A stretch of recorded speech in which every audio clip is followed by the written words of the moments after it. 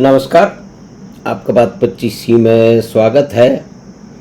तो हमने पहले बातचीत की है महाराजा मैसूर के बारे में और उनके कंट्रीब्यूशन के बारे में कि कैसे उन्होंने 700 एकड़ ज़मीन देके एचएएल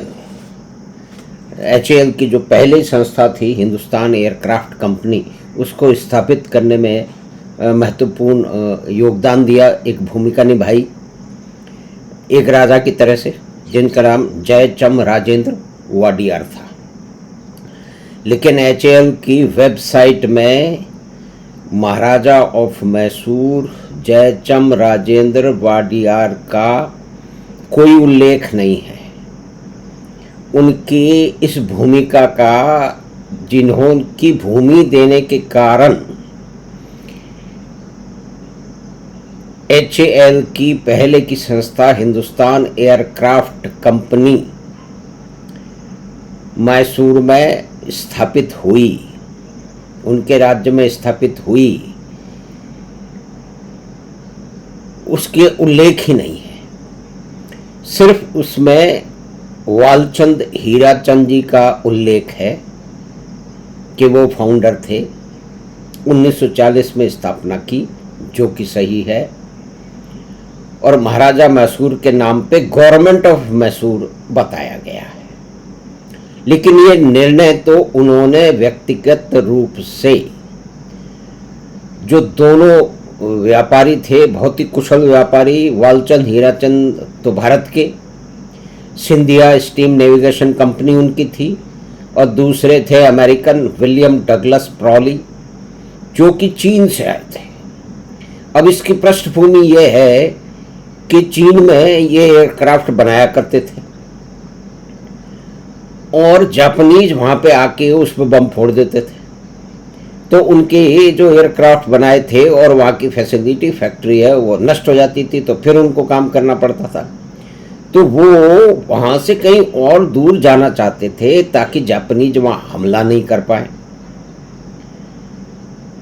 तो इसी में आगे चल के 1900, ये फैक्ट्री चाइना में उन्होंने 1933 में लगा ली थी, और चाइनीज गवर्नमेंट जो उस समय की थी उसका उसके अंदर हिस्सा था। 1939 में विलियम डगलस प्रॉली की चांस मीटिंग, एक अकस्मात भेंट हो गई एक पैन एम की हांगकांग की फ्लाइट में वालचंद हीराचंद से। तो यानी कि उस जमाने में भी इतनी फ्लाइट होती थी, कम होती होंगी, आजकल जितनी तो नहीं होंगी। तो एक भेंट, one meeting can change people's destiny positively और नेगेटिवली। या तो वो जो कुछ काम कर रहे हैं उसमें वो आगे बढ़ सकते हैं, एक भेंट के कारण, एक मीटिंग के कारण, एक नए व्यक्ति से मिलने के कारण, या कि नुकसान भी उठा सकते हैं। ये इस बात का उदाहरण यहाँ हमें मिलता है। तो प्रॉली साहब ने जब उन्होंने बताया कि मैं चाइना में एयरक्राफ्ट बनाता हूँ और वहाँ पे जापानीज हमला कर देते हैं, मैं कोई दूसरी जगह ढूंढ रहा हूँ, तो क्योंकि बड़े कुशल व्यापारी थे वालचंद हीराचंद, उनकी कंपनी चल रही थी सिंधिया स्टीम नेविगेशन कंपनी, बड़ी जानी मानी कंपनी, ये राष्ट्रवादी थे और उसके बाद में स्वदेशी के बहुत बड़े समर्थक थे। तो उन्होंने तुरंत कहा कि अगर आप फैक्ट्री ये भारत में लगाना चाहें तो मेरी इसमें पूरी रुचि है, मैं आपको इसमें पूरा सहयोग दूंगा। तो ये जो 1939 में जो ये भेंट हुई, मुलाकात हुई दोनों के बीच में, तो 1939 में ये भेंट हुई और 1940 में जुलाई में ये डगलस प्रॉली भारत पहुंच गए और अब उन्होंने वहाँ पे स्थापित, और उनको 72 घंटे में ब्रिटिश इंडिया की जो गवर्नमेंट थी उससे लाइसेंस मिल गया एयरक्राफ्ट बनाने का। देखिए कितनी तेज गति से काम हुआ उस समय 1940 में। यहाँ हम देख रहे हैं कि महीनों तो सैंक्शन में लग जाते हैं, कहीं ना कहीं कुछ होता होगा, सिंगल विंडो क्लियरेंस वगैरह सब हम सुनते हैं। लेकिन आप ये देखिए कि यहाँ भी ब्रिटिश इंडियन गवर्नमेंट ने भी 72 आवर्स लगाए, दूसरे महाराजा मैसूर ने, जयचम राजेंद्र वाडियार ने भी 72 घंटे में इनकी भेंट, इनसे मिलने के बाद में इनकी योजना सुन के 700 एकड़ जमीन उसमें दे दी और 25 लाख रुपए का इन्वेस्टमेंट भी कर दिया। तो इतना बड़ा महत्वपूर्ण कंट्रीब्यूशन हिंदुस्तान एयरक्राफ्ट कंपनी की स्थापना में जिस महाराजा का है, उसका हिंदुस्तान एरोनॉटिक्स की वेबसाइट पे कोई जिक्र ही नहीं है। अब ये क्यों है? क्या ये ओवरसाइट है या लोगों को पता ही नहीं है? यह सबसे बड़ी संभावना है कि हमारे देश में गलत इतिहास, डिस्टॉर्टेड फैक्ट बना के नकली इतिहास हमें पढ़ाया गया है। अभी कुछ ही दिनों पहले कर्नाटक के एक बहुत बड़े प्रभावशाली नेताजी ने कहा कि एचएएल को नेहरू जी ने इस्टेब्लिश किया था। तो इसमें बहुत सारे लोगों ने कहा कि नहीं, ऐसा तो नहीं था। तो ये जो कहानी है ये इसी से संबंधित कहानी है, ये वास्तविक कहानी है कि जो हिंदुस्तान एयरक्राफ्ट कंपनी 1940 में इस्टेब्लिश हो गई, 1941 में उसकी बिल्डिंग बन गई, रनवे बन गया और एक ही साल में उन्होंने जो है वो एक एयरक्राफ्ट बना डाला। ब्रिटिश गवर्नमेंट से, इंडियन ब्रिटिश गवर्नमेंट से उनको 152 एयरक्राफ्ट का ऑर्डर भी मिल गया। बाद में वहां पे जैसे, क्योंकि सेकेंड वर्ल्ड वॉर चल रहा था, उसके बीच की बात है, तो एचएएल की जो पूर्ववर्ती कंपनी थी हिंदुस्तान एयरक्राफ्ट कंपनी, उसने द्वितीय विश्व युद्ध में भी महत्वपूर्ण भूमिका निभाई है। अब इसमें कई लोग अलग तरह की बात कर सकते हैं कि वो तो ब्रिटिश काल का ये था ना वो था, लेकिन ये एक डेवलपमेंट था, उसका प्रभाव आज भी एचएएल अगर लगी है तो भारत में स्थापित हुई है, 1940 में हुई है।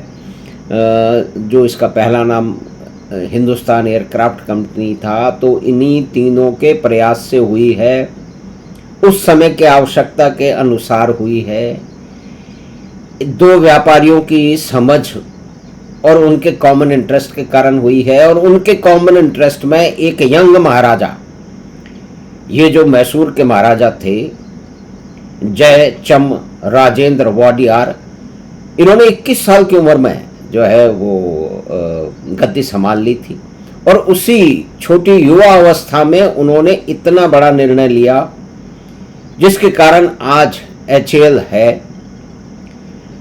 और वो कंट्रीब्यूशन अभी उसने दिया है ऑपरेशन सिंदूर में भी।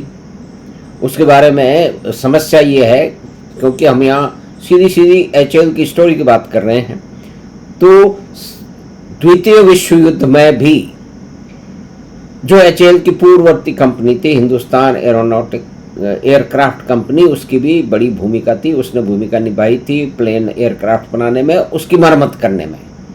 और बाद में ब्रिटिश ने इसको टेक ओवर भी कर लिया था। वालचंद जी का जो शेयर था 25 लाख रुपए का, वो उन्होंने 57 लाख रुपए में खरीद लिया था, लेकिन महाराजा मैसूर ने अपना शेयर बेचने से मना कर दिया। लेकिन ये ठीक है कि आगे जाके उन्होंने मैनेजमेंट ब्रिटिश लोगों को दे दिया।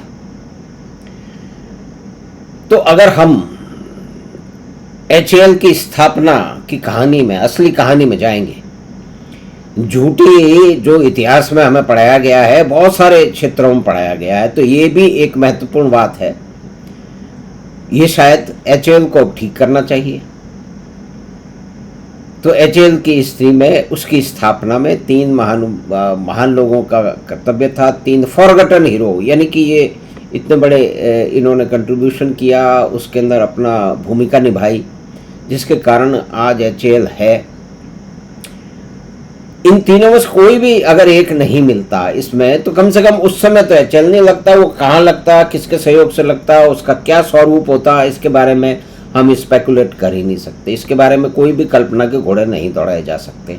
जो वास्तविक स्थिति थी, जिस तरह से काम हुआ, एक कंपनी की स्थापना हुई, उसमें जो 3 व्यक्तियों ने महत्वपूर्ण भूमिका निभाई, उनके अपने कारण थे, 2 बिजनेसमैन थे, एक महाराज थे। तो ये कहानी हम सबको मालूम होनी चाहिए। तो इससे हमें एक बात ये भी ज्ञात होगी कि कई महत्वपूर्ण जो डेवलपमेंट हुए हैं, विषय हैं, व्यक्ति हैं, घटनाएं हैं, संस्थान हैं, उसमें उन व्यक्तियों का नाम उड़ा दिया गया है। यहाँ सिर्फ इस चर्चा में इतना ही कह सकते हैं कि ये सब राजनीतिक षड्यंत्र के तहत किया गया है, यानी कि कुछ मजबूरी है कुछ लोगों की कि इस देश में जो भी कुछ हुआ है उसकी सारी मालाएं एक परिवार के गले में पहनानी है। इससे ज़्यादा कुछ कहने की आवश्यकता नहीं है। तो हमें आशा है कि ये बातचीत, जो कि HAL के जो 3 टॉल फाउंडर्स थे जिन्होंने स्थापना की HAL के पूर्व स्वरूप की, और जो आगे जाके HAL बना, जो आगे जाके नेशनलाइज हुआ 1964 में, तो उसकी हमने चर्चा की। हमें आशा है कि ये बातचीत आपको पसंद आई होगी, तो आप लिंक अपने मित्रों और परिवार के साथ साझा करें और चैनल बात 25 को सब्सक्राइब करने की कृपा करें। और फिर एक अनुरोध विनती आप सब लोगों से कि जब आप लोग सब्सक्राइब किया जाता है साइट पे, तो उसके अंदर डिफ़ॉल्ट सेटिंग प्राइवेट होती है, तो कृपा करके आप ध्यान दें और उसे पब्लिक कर दें। इससे हमें मदद मिलेगी। धन्यवाद, नमस्कार। हम आपसे फिर मिलेंगे बात 25 की अगली बार।